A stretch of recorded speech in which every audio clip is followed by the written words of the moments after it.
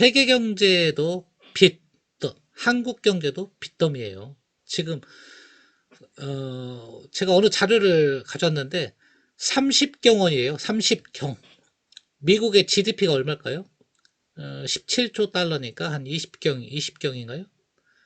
1조 달러면 20경이 아니죠. 큰일 날 뻔했네. 미국이 한 20조 달러니까 한 2경 정도가 좀 넘는 거죠. GDP가. 미국 GDP 10배도 넘는 거예요, 지금. 맞죠? 제 계산이. 계산이 맞다고 그러면 미국 경제의 10배가 넘는 빚더미에 깔린 세계 경제. 이렇게 보면 되겠죠. 자, 부채 277조 달러. 이게 그러니까 277조 달러니까 이게 30경이란 얘기예요. 국제금융연구소에서 내는 거네요. GDP 대비 365% 증가했다. 작년 대비는 45%가 증가했다.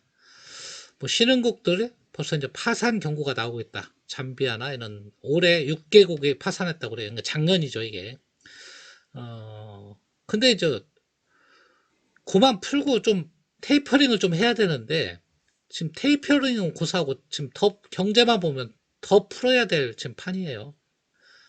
거기다가 이제 코로나 신규 환자, 신규 확진자 잡히지도 않고 계속 증가하고 있고 뭐 변종 코로나도 나오고 있고 물론 백신은 맞고 있으니까 올해는 잡히겠지 상반기에는 이런 기대를 갖고 있는데 이거 안 잡히면 제가 볼 때 세계 경제는 여기다가 더 빚을 투입할 거 아니에요 이제 지금도 277조 달러 30경인데 여기다 또 유동성을 풀면요 정말 거대한 자산을 만들게 된다 그런 생각이 들고 실물 경제하고 이 자산시장 주식시장 불균형이 엄청 심화되면서 뭐 한국뿐이 아니고 전 세계적으로 큰 위기에 봉착할 수도 있는 한 해가 될 수 있는 그런 중요한 변곡점이 있는 해다 2021년도가 그렇게 여러분들이 생각하시면 됩니다.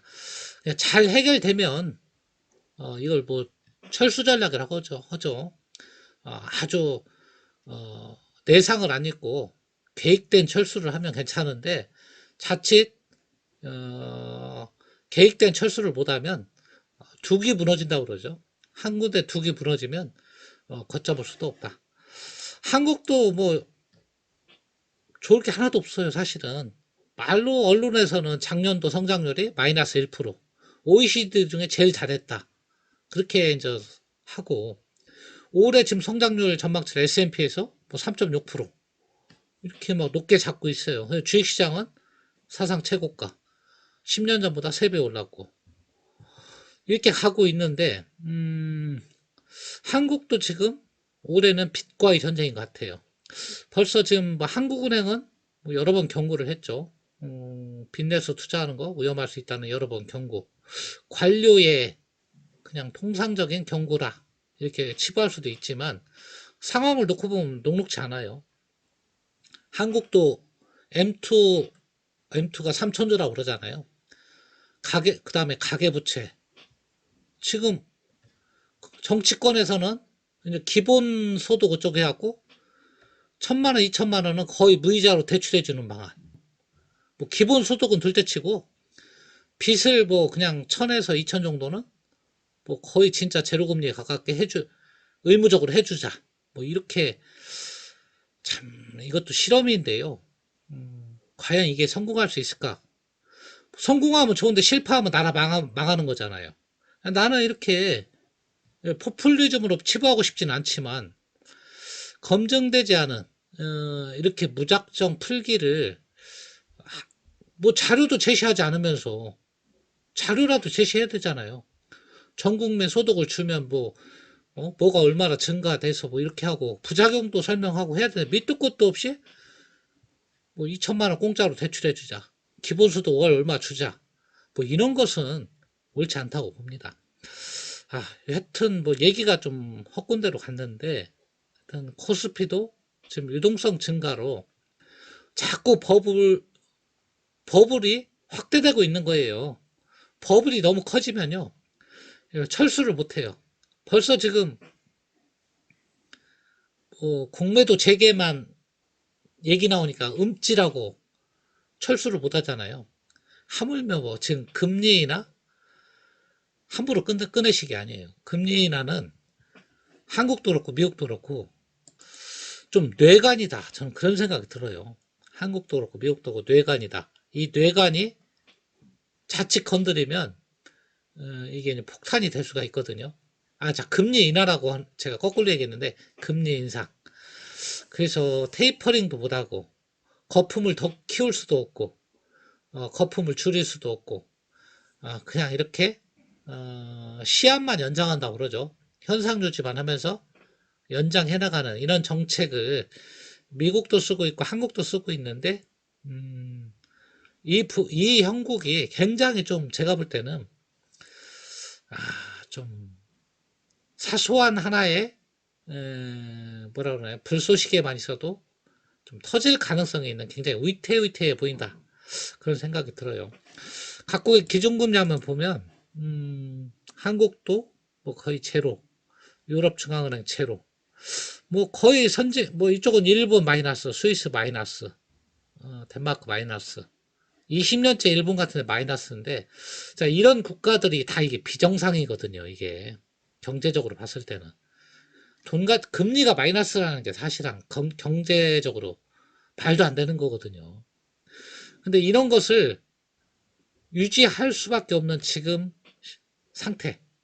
근데 이게 일본, 미국, 프랑스, 덴마크의 문제가 아니고 한국, 미국, 유럽의 문제까지 이렇게 겹쳐버리면 이게 세계 전부 다잖아요. 전 세계가 다 비정상적으로 돌변했다. 이렇게 보면 굉장히 이 세상의 자산이 거품 위에 올려져 있구나. 그런 생각을 좀 들게 됩니다. 좀 얘기가 뭐 왔다 갔다 하고 핵심을 좀 벗어난 것도 같은데 한마디로 정리해서 말하면 비투의 한계점 어디까지인지는 모르지만 어느 정도 한계점에 가까이 왔다는 것은 여러분들도 인지하시기를 바라는 말씀이고요.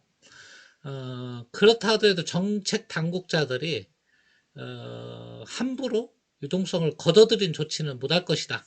코로나도 안 잡힌 상태에서. 그렇기 때문에 아직까지는 현상 유지를 갈 수 있다. 제일 위험한 건 저는 정말 코로나가 잡히고 경제가 본격적으로 회복기에 들어갔을 때 이런 유동성 문제가 본격적으로 나오지 않을까 그런 생각이 들기도 해요. 결론적으로 말하면 무리한 투자하지 말자. 그리고 비중 조절 잘 하시고 좋은 종목만 가지고 가시고 나머지는 트레이딩 영역으로 대응을 하자. 그런 말씀을 드리고 싶습니다. 자, 내일은